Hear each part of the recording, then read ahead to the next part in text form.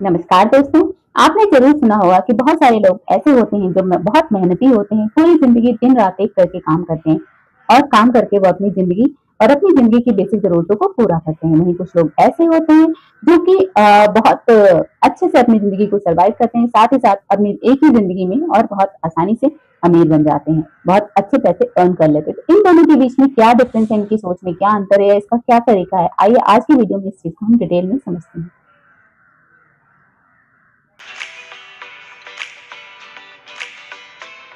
हाँ जी, मैं बात कर रही हूँ rich dad poor dad book, जो कि रॉबर्ट कियोसाकी ने लिखा। इन्होंने बेसिकली अपने एक बायोलॉजिकल फादर और एक अपने दोस्त के फादर, जिसको वो अपने फादर की तरह ही मानते थे, उसके बारे में इन्होंने डिटेल में लिखा, उनकी सोच के बारे में और किस तरीके से दोनों की सोच डिफरेंट थी और किस तरीके से हर दो डिफरेंट सोच वाले लोग अगर एक दूसरे की सोच को आपस में मिला लें या दोनों की सोच को अगर हम साथ में लेके चले तो किस तरीके से हम अपनी लाइफ में बहुत अच्छे से अपनी अर्निंग्स को ऑर्गेनाइज करके और बहुत इफेक्टिव रिटर्न ले सकते हैं, साथ ही साथ अपने जो हमने गोल बना के रखे हैं उसको टाइमली अचीव कर सकते हैं। इसको हम आइए डिटेल में समझते हैं। बेसिकली रॉबर्ट सर के दो फादर थे, एक उनके बायोलॉजिकल फादर थे, जो उनके पिता थे बायोलॉजिकल फादर, वो एक सरकारी नौकरी में काम करते थे और वो बेसिकली अपनी daily routine, daily studies, daily की रोजमर्रा की जिंदगी को काफी फोकस करते थे।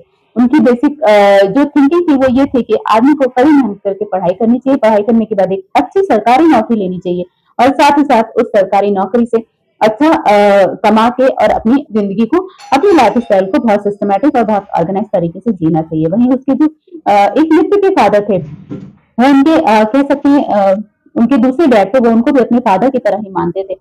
उनकी जो सोच थी वो ये थी कि पैसे कमाने से कोई अमीर नहीं बनता, बल्कि पैसे को काम पे लगाने से अमीर बनता है। मतलब आप पैसा कमा के और उस पैसे को किस तरीके से, कहाँ सही से इन्वेस्टमेंट करिए, उसके अकॉर्डिंगली ही आप अमीर बन सकते हैं। मतलब पैसे को ऐसी जगह लगाना है जहां से आपका लगाया हुआ पैसा कुछ आपको कमा के देना स्टार्ट कर दे। मतलब आप खुद भी काम करिए, साथ ही साथ आपके कमाए हुए पैसे भी कहीं एक जगह रख के न रहे, बल्कि उनको किसी तरह किसी तरीके से ऑर्गेनाइज फॉर्म में इस्तेमाल करते रहिए ताकि उससे अर्निंग होती रहे। जैसे कि आपने जो पैसे लगाए उनको किसी ऐसे रियल एस्टेट में, किसी ऐसी जगह इन्वेस्ट करिए, स्टॉक में इन्वेस्ट करिए या कहीं भी ऐसे ईएमआई इन्वेस्टमेंट में लगाइए जिससे आपको कुछ ना कुछ रिटर्न कंटिन्यूअसली आता रहे। तो इस तरीके से जो उनके रिच डैड थे या उनके कह सकते हैं दोस्त के पिता थे, उनकी यह मानना था कि हमको पैसे को काम पे लगाना होगा और काम पे लगा के ही हम अच्छे से अपनी जिंदगी को जी सकते हैं, साथ ही साथ अपनी छोटी सी जिंदगी में अपने उस हर गोल को अचीव कर सकते हैं जिसको हम चाहते हैं, जो हम एक्चुअल में बनना चाहते हैं। तो बेसिकली अगर हम अपनी लाइफ में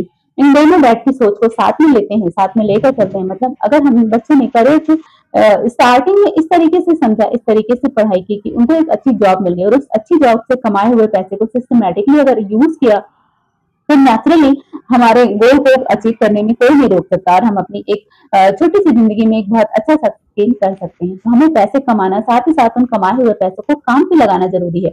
लेकिन हाँ, मैं यहाँ एक बात क्लियर करना चाहूंगी, काम पे लगाइए पैसे को, शेयर में, पैसे को रियल एस्टेट में, हर जगह इन्वेस्ट करिए, लेकिन आप पैसे जहां भी इन्वेस्ट करें बहुत सूझबूझ, बहुत समझदारी और प्रॉपर एनालिसिस के बाद इन्वेस्ट करिए।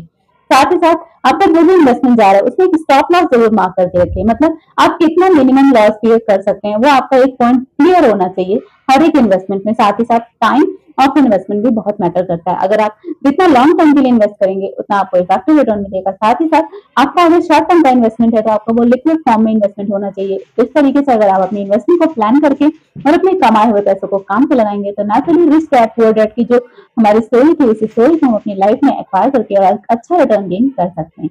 आई होप ये वीडियो आपको समझ में आई होगी। अगर वीडियो से रिलेटेड कोई भी डाउट है तो प्लीज मुझे कमेंट में लिखें ताकि मैं उस डाउट्स को आपसे क्लियर कर सकूं। That's all for today's video. Thanks for watching. Have a nice day.